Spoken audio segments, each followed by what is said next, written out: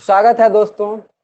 हम लोग political science series को ले रहे हैं बिहार बोर्ड के सिलेबस के अंतर्गत, जिसमें बिहार बोर्ड के एग्जाम के साथ साथ हम कम्पिटेटिव एग्जाम को भी कवर कर रहे हैं। कम्पिटेटिव एग्जाम जो जनरल एग्जाम में पूछा जाए, चाहे आपका बीएड का एग्जाम हो, चाहे बीपीएससी लेवल का हो या यूपीएससी लेवल। तो सारी डिटेल से तो नहीं हम कवर करेंगे सारे चीज़ों को, बट एटलीस्ट आपको हम आइडिया दे देंगे कि इसके अंतर्गत क्या क्या चीज़ें और कौन कौन सी किताब पढ़ने हैं, किताब पढ़ने का तरीका क्या होगा, इंपॉर्टेंट क्वेश्चन कहाँ कहाँ से आएंगे, इन सब सारी चीज़ों पे डिटेल से चर्चा होगी। डिटेल से मतलब एटलीस्ट बुक के बारे में चर्चा होगी, थोड़ा क्वेश्चन को भी हम लोग टच करेंगे, थोड़ा लेवल को भी इंक्रीज करेंगे। बट आपकी थोड़ी तैयारी अच्छी हो जाएगी, इसके बाद हम लोग लेवल इंक्रीज करें। उसके अंतर्गत हम लोगों ने अभी तक जो जो चैप्टर पढ़ा उस पर थोड़ा सा चर्चा कर देते हैं। हम लोगों ने संविधान के बारे में पढ़ लिया, संविधान क्यों कैसे, प्रस्तावना के बारे में पढ़ लिया, प्रस्तावना के बाद हम लोगों ने मौलिक अधिकार पढ़ लिया है, संघ राज क्षेत्र पढ़ लिया, नागरिकता पढ़ लिया। इतने सारे चीज़ों को हम लोगों ने कवर कर लिया है। तो आप लोगों का काम क्या है कि इन सारे टॉपिक्स को कम से कम लुसेंट से सारे चीज़ों को पढ़ेंगे। क्या करेंगे? लुसेंट से सारे चीज़ों को कवर अप करेंगे। उसके जो भी अनुच्छेद है कम से कम एटलीस्ट लुसेंट, इसके अलावा थोड़ा सा एनसीईआरटी से भी कवर करना है, लेकिन कम से कम लुसेंट को आपको कंटिन्यूटी में रखना है। तो लुसेंट को आप लोग उसको कवर करते जाएंगे। अब सवाल है कि ये जो मेरा चैप्टर, लास्ट चैप्टर मौलिक अधिकार पे हम लोग बात कर रहे हैं, तो मौलिक अधिकार के बारे में हम लोगों ने बात कर लिया। तो मौलिक अधिकार आपको थोड़ा सा एनसीईआरटी से पढ़ लेना है, आपको एक आइडिया के ब्रीफ से, और लुसेंट से भी कवर कर लेना है, क्योंकि लुसेंट से सारे ऑब्जेक्टिव क्वेश्चन आपका कवर हो जाएंगे। इसके अलावा हम लोगों ने लास्ट टॉपिक जो एनसीईआरटी में कम दिया है, राज्य के नीति निर्देशक तत्व और मौलिक कर्तव्य, उसको भी हम लोगों ने 36 से 51 के अंतर्गत जो आने वाले मौलिक कर्तव्य हैं, ठीक है ना, सॉरी मौलिक कर्तव्य नहीं, राज्य के नीति निर्देशक तत्व, उसको भी हम लोगों ने कवर कर लिया। और 51 के क में, ठीक है, अब भाग 4 के क में जो दिया गया है आपका मौलिक कर्तव्य, उसको भी हम लोगों ने कवर कर लिया। तो इतना हम लोगों ने कवर कर लिया। उसी के अंतर्गत हम लोग मौलिक कर्तव्य और मौलिक अधिकार और नीति निर्देशक तत्व के संबंधी आज हमारा डिस्कशन चलेगा, जिसके अंतर्गत हम लोगों ने जो जो क्वेश्चन दिए थे उसको थोड़ा सा चर्चा कर लेते हैं। ये टॉपिक मेरा पूरा का पूरा कवर अप हो जाएगा। तो फिर नेक्स्ट डे से हम जो है नए, ताकि नए चैप्टर को शुरुआत कर सके, ठीक है, और हिस्ट्री सेक्शन को भी ऐड कर सके। तो आज का ये डिस्कशन बिल्कुल क्वेश्चन बेस्ड होगा, उसमें हम सारे सारे क्वेश्चन को देखेंगे और थोड़ा समझने का प्रयास भी करेंगे कि कैसे लिखना है, और साथ ही साथ ये भी करेंगे कि यही क्वेश्चन अगर जनरल कंपटीशन में आएगा तब कैसे लिखना है, अलग अलग उस एस्पेक्ट पे हम लोग बात करेंगे, ठीक है ना। तो उसके अंतर्गत हम लोग लास्ट टाइम में हम लोगों ने क्वेश्चन था आपका कल वाला, इसके अंतर्गत क्वेश्चन नहीं अगर आप लोगों ने पढ़ा होगा तो अभी हम आपको क्वेश्चन लिखा देते हैं, जिसके अंतर्गत आपका क्वेश्चन था के संबंध में क्वेश्चन था, ठीक है ना, मौलिक अधिकार और राज्य के नीति निर्देशक सिद्धांत में अंतर लिखें, ठीक है। आपका क्वेश्चन ये था, आपका स्क्रीन पे आ रहा होगा, इसमें स्क्रीन पे क्वेश्चन नहीं है, इसका आंसर है, इस तरह से लिखना है। पहले पूछता है कि नीति निर्देशक सिद्धांत, अगर आपने क्वेश्चन नहीं लिखा है तो इसको गौर से लिख लें कि नीति निर्देशक सिद्धांत और मौलिक अधिकार में क्या अंतर है। मौलिक अधिकार और नीति निर्देशक सिद्धांत में क्या अंतर है, 5 नंबर के क्वेश्चन में ये पूछेगा, 5 नंबर में या 2 नंबर में पूछेगा तो उसके अनुसार हमको छोटा लिखना है, और 5 नंबर में पूछता है तो उसके अनुसार हमको बड़ा आंसर तैयार करना है। राज्य के नीति निर्देशक तत्व और मौलिक अधिकार में क्या अंतर है। चलिए,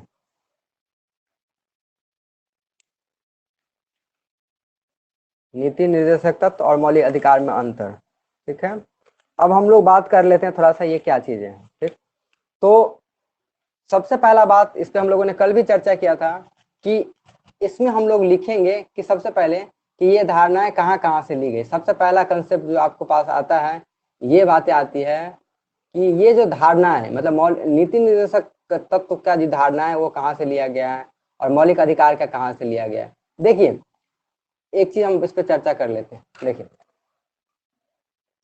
कोई भी क्वेश्चन हो तो हमको क्या करना है, बिहार बोर्ड वाले जो बच्चे होते हैं मैक्सिमम, उसके दिमाग में ये होता है कि अगर कोई क्वेश्चन पूछा तो रेंडमली हमको जो आ रहा है उसको छाप दो, ठीक है ना, कॉपी भर दो और आपको नंबर मिल जाएगा, ठीक है ना।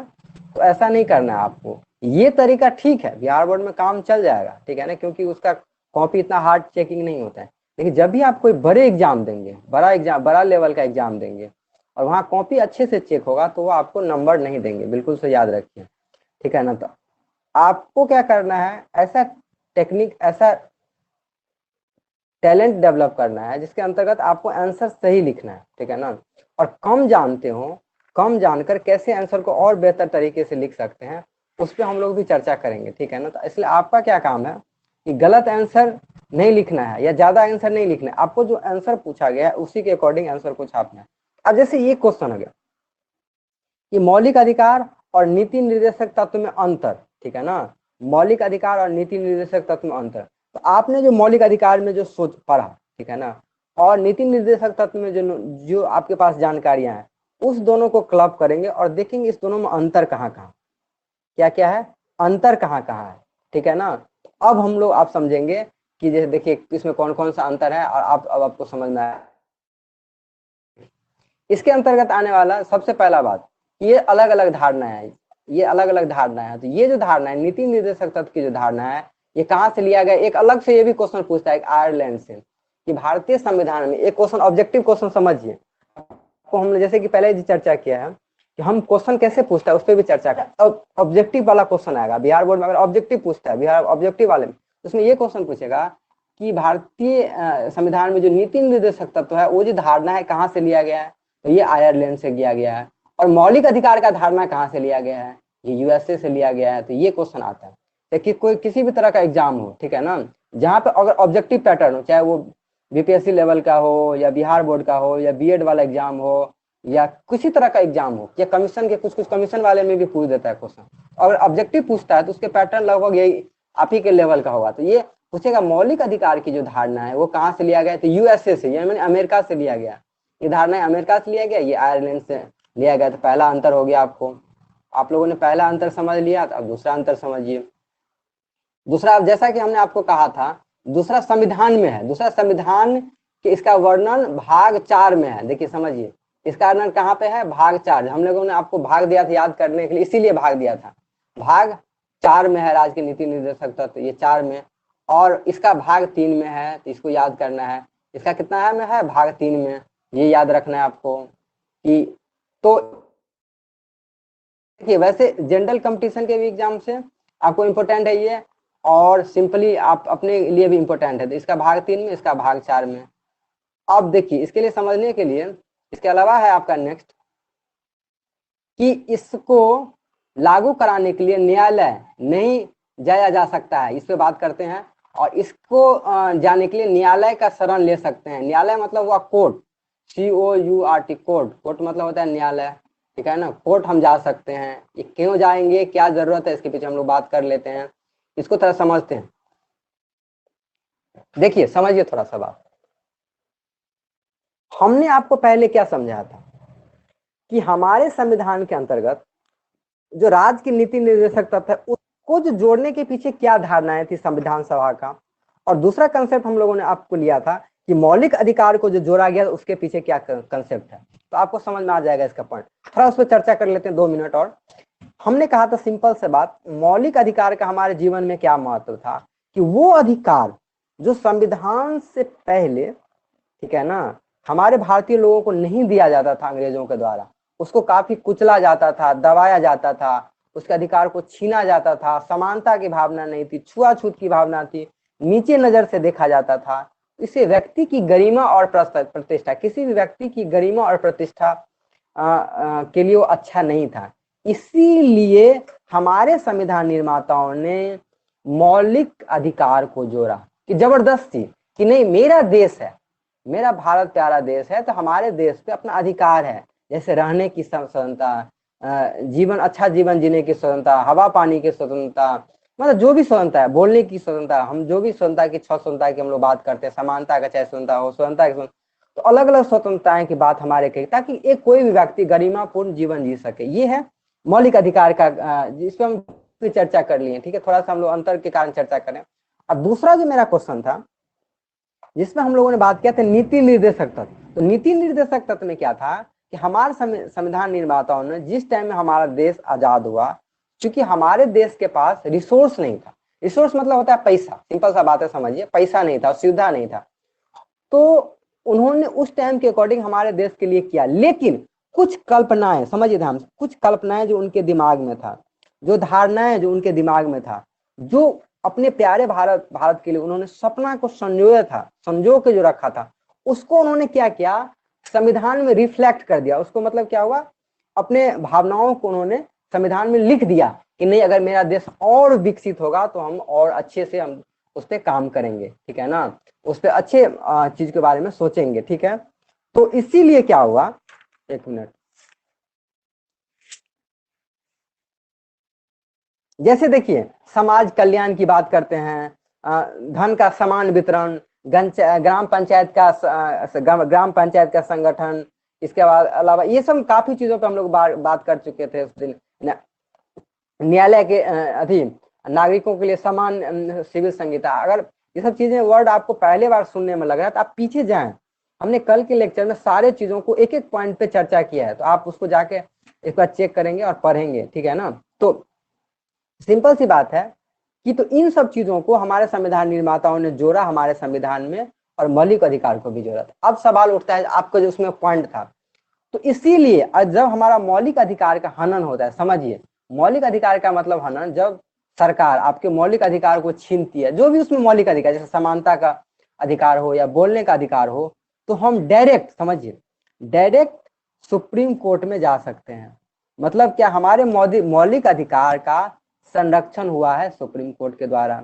मौलिक अधिकार में जैसे हमको बोलने का आधार, या हमारे साथ कोई छुआछूत का भेदभाव करता है तो हम सीधा सुप्रीम कोर्ट में जाएंगे। तो मतलब क्या, सीधा सा अंतर में कि मौलिक अधिकार के विरुद्ध हम न्यायालय में जा सकते हैं, हम इस पे बात किए हैं। मतलब क्या करेंगे, ये जो मौलिक अधिकार है उसके विरुद्ध हम लोग क्या करेंगे, सीधे न्यायालय में जाएंगे। लेकिन जब हम लोग मौलिक कर्तव्य नीति निर्देशक तत्व की बात करते हैं, उसमें बिल्कुल भी हम लोग न्यायालय में नहीं जा सकते। क्यों? क्योंकि वो क्या है ना कि एक सपना है। मतलब क्या है ना, आप ऐसे समझिए, वो सपना है हमारे देश के राज निर्माताओं के लिए। अरे वो सपना अगर पैसा होगा तो खुद पूरा होगा, नहीं पूरा होगा तो वो हमारे देश की मजबूरी है ना कि हम सपना को पूरा नहीं कर सकते। वो हमारे संविधान निर्माताओं ने क्या किए हैं, वो उसको टाइम से पहले, आजादी के बाद उनके पास पैसा नहीं था, लेकिन उन्होंने एक सपना देखा, विजन देखा कि हमारे समाज में ऐसे चीज होना चाहिए, ऐसा ऐसा होना चाहिए। तो वो उन्होंने क्या, एक ख्वाब, एक सपना हमारे प्यारे भारत के लिए उन्होंने देखा है। तो वो नहीं होगा पूरा कर सकते, तो वो क्या है, वो मजबूरी है। उसके लिए थोड़े हम लोग न्यायालय में जाएंगे। आप कहेंगे सुबह सुबह सपना में उठ के, ओ हमने सपनों का ताजमहल देखा, हमको ताजमहल मंगाइए आप। ऐसा नहीं कर सकते हम लोग ना, सपनों का ताजमहल नहीं है ये आपका। आपका ये सिंपल सी बात क्या है कि ये हमारे संविधान निर्माताओं ने प्यारे भारत के लिए जो सपना देखा है, उसको, ठीक है पैसा होगा तो हम लोग पूरा करेंगे। जैसे छोटे बच्चों के का अधिकार, उसको पढ़ाने का अधिकार, इस अंतर्राष्ट्रीय शांति का, ये सब अलग अलग चीजों को बाद में जोड़ा गया। जैसे पंचायती राज का गठन, ये सब बाद में जोड़ा गया जैसे जैसे हमारे देश में सुविधा हुआ। इसीलिए देखिए, तो ये चीजें, एक चीज बाद में आप जब थोड़ा सा और पढ़ेंगे तो इसमें आपको समझ में आएगा, ये चीजें सरकार को एक तरह से प्रेरित करता है कि नहीं आप ऐसा ऐसा कीजिए, आपका राज अच्छा होगा। इन सब चीजों के लिए भी एक तरह से प्रेरणा का स्रोत है। प्रेरणा का मतलब जैसे किसी को कोई मोटिवेट करता है कि नहीं ये चीज आप कीजिएगा तो आपका देश अच्छा होगा, आपका राज्य अच्छा होगा। तो इन सब चीजों को इसलिए भी जोड़ा गया था। तो इसीलिए आपको नेक्स्ट पॉइंट समझना है कि ये न्यायालय में वाद योग, इसमें लिखा रहता है, आपको पॉइंट में लिखा रहेगा वाद। वाद मतलब होता है इसका वाद विवाद, माने इसका निपटारा, माने उसके संबंध में न्यायालय में आप जा सकते हैं कि नहीं। तो सिंपल सी बात है, राज्य के नीति निर्देशक तत्व न्यायालय में बाध्य नहीं है, या उस पर हम न्यायालय में नहीं जा सकते हैं, जबकि मौलिक अधिकार के लिए हम लोग न्यायालय में जा सकते हैं। सीधा सा कंसेप्ट है। चलिए नेक्स्ट पॉइंट हम लोग समझते हैं काफी, इसलिए आप दर्द समझ लीजिए एक बार बस ऐसे। इसके अलावा देखिए, यह सरकार के अधिकारियों को बढ़ाता है। क्या सरकार के अधिकारों को बढ़ाता है? नीति निर्देशक तत्व सरकार के अधिकारों को बढ़ाता है, और ये सरकार के महत्व को घटाता है, और यह राज्य सरकार द्वारा लागू करने के बाद ही नागरिकों की प्राप्त होती है। यह अधिकारों को स्वतः ही प्राप्त हो जाता है। ये समझिए, ये पॉइंट थोड़ा समझा। ये सरकार के अधिकारों को बढ़ाता है, यह सरकार के महत्व को घटाता है। देखिए इस पे हम लोगों ने क्या हुआ, मतलब क्या है, क्या लिखे, बैड है, क्या है बर्थडे, बैड डे, ओ वैद्य, अच्छा वैद्य लिखा हुआ, वाद्य, अच्छा वाद्य बोल रहे थे। रुक जाओ बताते हैं। अच्छा यहाँ पे शब्द नहीं बताते हैं।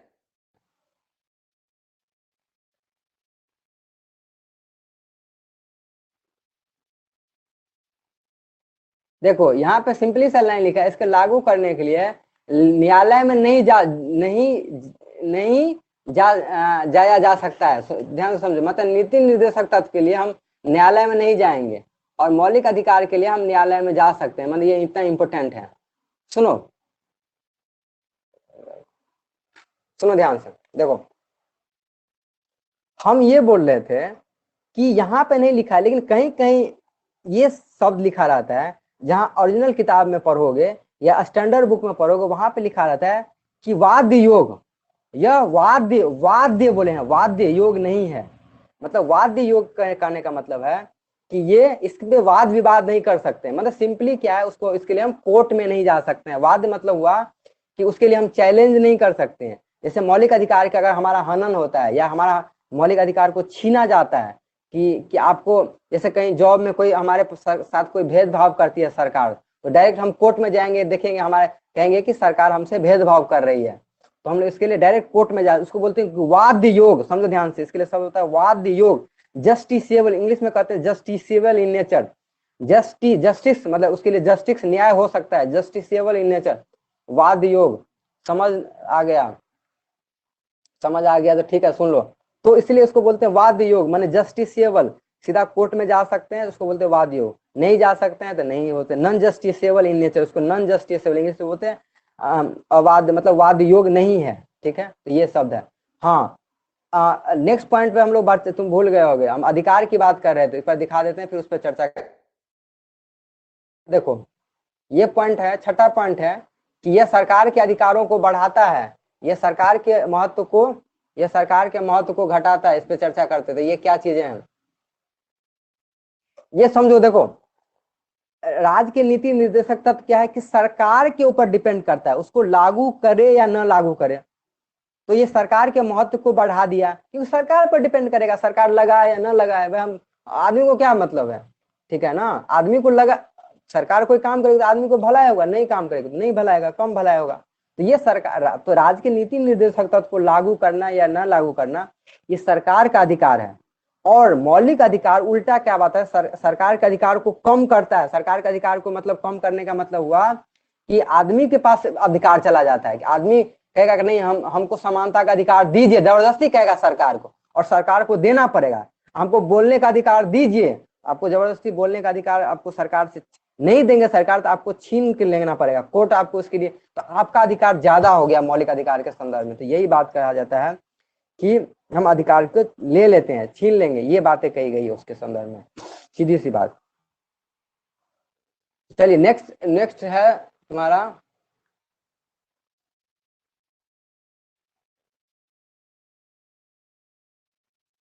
नेक्स्ट क्या है, यह राज्य लागू करने के बाद भी नागरिक प्राप्त होता है। यह, हाँ, यह अधिकार नागरिकों को स्वतः प्राप्त हो जाता है। हाँ, ये देखो ये लाइन क्या है कि यह राज्य सरकार द्वारा लागू करने के बाद नागरिकों को प्राप्त होता है, यह अधिकार नागरिकों को स्वतः प्राप्त हो जाता है। अब ये समझो, देखो संविधान में ऑलरेडी मौलिक अधिकार को जोड़ा हुआ है, तो पहले से संविधान में लिखा हुआ है कि ये अधिकार हमको मिलेगा। लेकिन राज्य के नीति निर्देशक तत्व, चूंकि एक सपना की तरह, एक विजन है, कल्पना है कि हमारा देश ऐसा होगा, तो वो चीज सरकार लागू करेगा तब ना हमको फायदा होगा। तो यही कहता है कि राज्य के नीति निर्देशक सरकार द्वारा लागू होने के बाद हमको फायदा करता है। समझे ना, ये बातें कही गई है इस पे, तो ये चीजें हैं। चलो तो ये चीजें हो गई, इस पे क्वेश्चन क्लियर। तो 5 से 7 नंबर में ये क्वेश्चन आएगा, तो इसको समझ लो, ये इस पे क्वेश्चन आ सकता है, तो इसको पढ़ना होगा। अब क्या है, नेक्स्ट क्वेश्चन हम पे चर्चा कर रहे हैं। ये नेक्स्ट क्वेश्चन तुम्हारा क्या था, राज्य के, सॉरी, मौलिक अधिकार का, अधिकार के संबंध में है। ठीक है,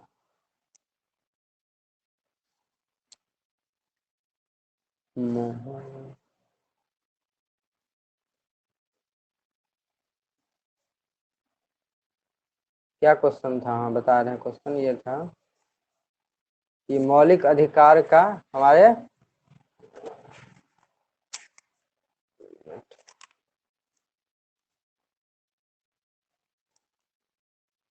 हाँ क्वेश्चन ये था आपका कि भारतीय संविधान के अनुसार स्वतंत्रता के अधिकार का वर्णन करें। भारतीय संविधान के अनुसार स्वतंत्रता का वर्णन करें। क्वेश्चन ध्यान से समझो, आप लोग क्वेश्चन ध्यान समझेंगे तभी आपका आंसर डिस्कशन समझ में आएगा। भारतीय संविधान के अनुसार स्वतंत्रता के अधिकार का वर्णन करें, स्वतंत्रता के अधिकार, ठीक है ना, ये क्वेश्चन दिए थे हम। ये स्वतंत्रता का अधिकार क्या है, ठीक है, मतलब क्या, आपको आंसर लिखने के लिए किस पे कहा जा रहा है, ये स्वतंत्रता का अधिकार, स्वतंत्रता का अधिकार, स्वतंत्रता का अधिकार। आंसर भेजे हो, यस और नो में रिप्लाई करो, यस और नो, कौन कौन आंसर लिखे हो, यस और नो, ये इसके पे आंसर लिखे हो स्वतंत्रता का अधिकार पे, नहीं तो गड़बड़ हो गया। अच्छा खैर कोई बात नहीं, बीच में रिकॉर्डिंग रुक गया तो सब झंझट, इसलिए हाँ, तो ये क्वेश्चन खत्म हो गया, चलो ठीक है। अब हम लोग नेक्स्ट क्वेश्चन पे चर्चा करते हैं। ये नेक्स्ट क्वेश्चन,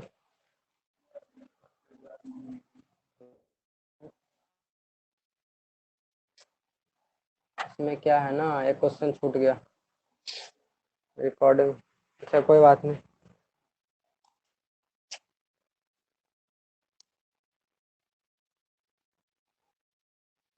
चलो नेक्स्ट क्वेश्चन पे हम लोग चर्चा कर रहे हैं। नेक्स्ट क्वेश्चन है कि हमारे संविधान में मौलिक अधिकार का महत्व, ठीक है, ये क्वेश्चन हम दिए थे, ठीक है ना। अगर क्वेश्चन रिप्लाई यस और नो में करो कि ये क्वेश्चन जो हम दिए थे, इसमें याद है कि हम ये क्वेश्चन दिए थे, हमारे संविधान में मौलिक अधिकार का क्या महत्व है, हमारे संविधान में जो दिया गया मौलिक अधिकार है इसका उसका क्या महत्व है। अगर ये नहीं क्वेश्चन याद तो फिर उसको हम दोबारा रिपीट करके फिर आंसर लिखने का तरीका समझ, यस और नो बताओ, ठीक है, कि ये क्वेश्चन है कि नहीं।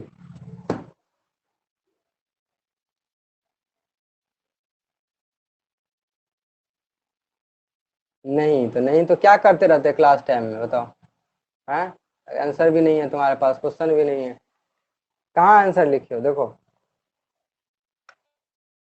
हम क्वेश्चन ये पूछे थे अभी, ये जो पहले वाला क्वेश्चन था स्पेशली ये बात करता है स्वतंत्रता के अधिकार का, ठीक है ना, क्या बात करता है, स्वतंत्रता के अधिकार का। हम आप क्वेश्चन पूछ रहे हैं कि हमारे संविधान में जो मौलिक अधिकार है उसका क्या महत्व है, मतलब सिंपल सी बात है, हम सारे मौलिक अधिकार का चर्चा करेंगे, लेकिन कैसे करेंगे उसका तरीका अलग होगा, ठीक है। तो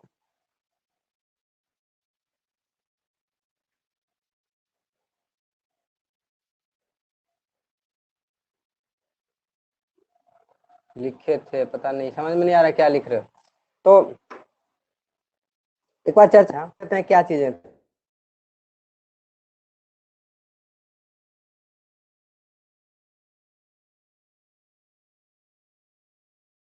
तो चर्चा करते हैं। तो सबसे पहले अगर हम इसका फॉर्मेट भी बताए थे, अगर ये क्वेश्चन पूछता है तो सबसे पहले ये लिखेंगे,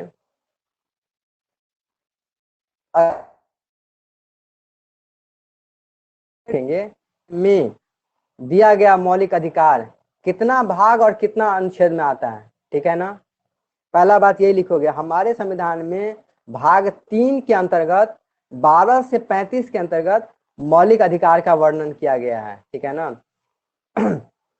हमारे संविधान या थोड़ा और अच्छे शब्द में लिखना है तो ऐसे इसको परिचय लिखेंगे, भारतीय संविधान निर्माताओं ने या संविधान सभा के नेताओं ने हमारे जरूरत को, हमारी आवश्यकताओं को देखते हुए हमारे संविधान में भाग तीन के अंतर्गत 36 सॉरी 12 से 35 के में हमारे संविधान में मौलिक अधिकार को जोड़ा गया।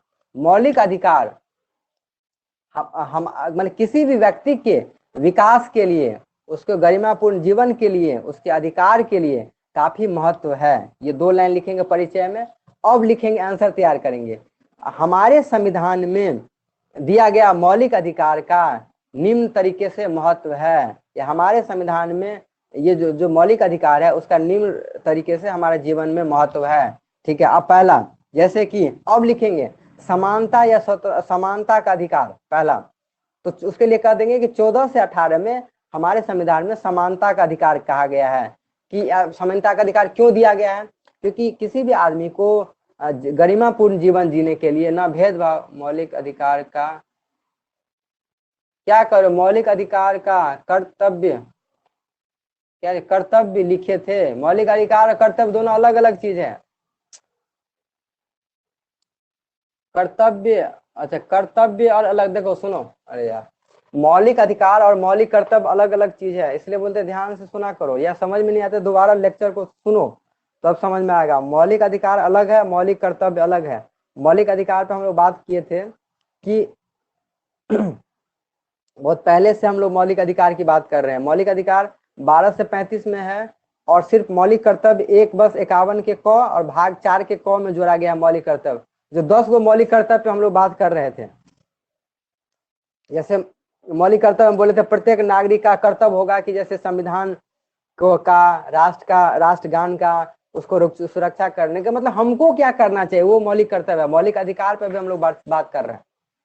तो ठीक है, शॉर्ट में देख लो कि क्या कैसे कैसे लिखना है। जैसे स्वतंत्रता का अधिकार, स्वतंत्रता का अधिकार क्यों दिया गया है उसको थोड़ा एनसीईआरटी से पढ़ के जो मेरे दिमाग में है उसको लिखेंगे कि हमारे संविधान में अलग तरीके से, आजादी से पहले अलग तरीके से भेदभाव होता है, तो उसी समानता को कम करने के लिए हमारे संविधान में 14 से 18 के अंतर्गत समानता का अधिकार को जोड़ा गया है। फिर बोलने का अधिकार, स्वतंत्रता का अधिकार, स्वतंत्रता का अधिकार हमारे संविधान में अलग अलग तरह के स्वतंत्रता को अधिकार दिया गया हमारे विकास के लिए, हमको संघ बनाने के लिए, हमें बोलने के लिए, इन सब चीजों के लिए हमें स्वतंत्रता का अधिकार दिया है। फिर 3 में शोषण के विरुद्ध अधिकार, फिर धार्मिक स्वतंत्रता का अधिकार, फिर संस्कृति और शिक्षा संबंधी अधिकार और संवैधानिक उपचार का अधिकार। ये अलग अलग लिख के उस पर थोड़ा सा चर्चा करेंगे, ठीक है। इस तरह से आंसर तैयार करना होगा, ये सब तैयार कर लेना। फिर अगर नहीं होगा तो फिर हम रिटन आंसर मतलब लिख के जो एग्जैक्ट आंसर होगा वो देंगे, ठीक है ना। अभी उसको लिख लेना, सारे लोग उसको तैयार करना। चलो अब क्या है, एक क्वेश्चन और था शायद, 1-2 क्वेश्चन, उस पर थोड़ा चर्चा कर लो। क्या है, मैं लिख के भेज दूंगी, ठीक है, सब भेजना, चेक करवा कर लेना। चलो और क्या था क्वेश्चन, हाँ एक क्वेश्चन था, देखो हम बात कर रहे थे सामाजिक न्याय, ठीक है, सामाजिक न्याय क्या एक क्वेश्चन दिए थे शायद, सामाजिक न्याय का, रुक जाओ, और एक क्वेश्चन था सामाजिक न्याय का, और एक आर्थिक न्याय, ठीक है ना, सामाजिक न्याय और आर्थिक न्याय, ठीक। अरे ये क्वेश्चन 2 नंबर का ही था, ठीक है ना, सामाजिक न्याय आर्थिक न्याय का, ये क्वेश्चन लिखे हो तो इस पे हो गया है तो ठीक है ना। सामाजिक न्याय आर्थिक न्याय में क्या था कि हम जो बात कर रहे थे भारतीय संविधान के प्रस्तावना में जो न्याय की बात की गई ना, अलग अलग न्याय की बात कही गई, तो हमको उसी से जोड़ने की बात है कि सबसे पहले हम उसका परिचय देंगे कि जो न्याय की बात कही गई कहाँ की बात कही गई। तो ये जो प्रस्तावना का ही ये भाषा है सामाजिक न्याय। देखो हम लोग बात कर रहे थे सामाजिक न्याय, आर्थिक न्याय और राजनीतिक न्याय। सबसे पहला बात ऑब्जेक्टिव क्वेश्चन, देखो कॉम्पिटिटिव एग्जाम में कैसे क्वेश्चन पूछता है ये पहले समझ लो, फिर हम बोर्ड वाले एग्जाम में बात करेंगे कैसे क्वेश्चन पूछता है। किसी भी कॉम्पिटिटिव एग्जाम, चाहे आपका बीपीएससी लेवल से लेके यूपीएससी में तो इसका मल्टीपल चॉइस क्वेश्चन आता है, तो उसमें आपको बाद में समझ आएगा। अब जब आपका 1-2 क्वेश्चन आप देखेंगे तब, टीईटी का हो या कोई भी लेवल का एग्जाम हो, तो उसमें जो आने वाला क्वेश्चन है, इसमें सबसे पहला बात ये क्वेश्चन सिंपल क्वेश्चन पूछना होगा उसको, तो ये पूछेगा हमारे भारतीय संविधान के प्रस्तावना, ध्यान से क्वेश्चन समझे, हमारे संविधान के प्रस्तावना में कौन कौन से कितने तरह के न्याय की बात कही गई। सबसे पहला क्वेश्चन कितने तरह के न्याय की बात की गई है, तो 3 तरह के न्याय की बात की गई। इसमें दूसरा क्वेश्चन ये पूछेगा हमारे संविधान में निम्न में से कौन सा न्याय है या नहीं है, अगर क्वेश्चन आता है तो 3 तरह के न्याय की बात करता है हमारा संविधान का प्रस्तावना में 3 तरह का न्याय, सामाजिक न्याय, आर्थिक न्याय और राजनीतिक न्याय। पहला क्वेश्चन समझिए, सामाजिक न्याय, आर्थिक न्याय और राजनीतिक न्याय, एकदम आपको याद कर लेना है, सामाजिक न्याय, आर्थिक न्याय और राजनीतिक न्याय। अब आपका क्वेश्चन है सिर्फ एंड सिर्फ सामाजिक न्याय पे, आपका क्या क्वेश्चन है कि सामाजिक न्याय क्या है या आर्थिक न्याय है। तो सबसे पहले हम बात करेंगे, इसी से उसको परिभाषित करेंगे कि हमारे संविधान के प्रस्तावना के अंतर्गत अलग अलग तरह के न्याय की बात की गई है। उसके अंतर्गत एक सामाजिक न्याय को भी जोड़ा गया है। और सामाजिक न्याय का अर्थ होता है हमारे संविधान द्वारा सारे व्यक्ति को बिना भेदभाव का समान तरीके से लोगों को न्याय दिलाना। न्याय किसका? कोर्ट के द्वारा न्याय दिलाना। बस 2 लाइन का आंसर तैयार करना है ज्यादा। और आर्थिक न्याय पे क्वेश्चन पूछेगा तो आर्थिक न्याय माने अर्थ के संबंध में समान रूप से पैसे का वितरण। कोई प्रोग्राम आता है तो उसमें सारे लोगों को समान तरीके से वितरण करेंगे, प्रोग्राम के सारे लोगों को सामने में प्रस्तुत करेंगे। ठीक है, तो इस तरह से इसमें होगा आर्थिक न्याय। और राजनीतिक न्याय मतलब राजनीतिक रूप से सबको न्याय दिलाएंगे। इस तरह से अलग अलग न्याय की बात करते हैं। इस पे आंसर तैयार करना है। चलो, तो इतना क्वेश्चन मेरे ख्याल से तैयार हो गया है। तो अब ये क्वेश्चन लगभग ये चैप्टर में सारा क्वेश्चन हम लोग डिस्कस कर लिए हैं। अब जो एक्स्ट्रा क्वेश्चन पूछेगा, ठीक है ना, तो हम लोग एग्जाम टाइम में चर्चा करेंगे। ठीक है, ये जितने सारे क्वेश्चन हैं, अगर एक्स्ट्रा कोई क्वेश्चन पूछता है तो हम लोग एग्जाम टाइम में उस पर डिटेल से चर्चा करेंगे। ठीक है, उसमें क्या क्या चीजें हैं। और कुछ क्वेश्चन और होगा तो हम एग्जाम के लास्ट टाइम में उसको रिवाइज करके सारे क्वेश्चन को ऐड कर लेंगे।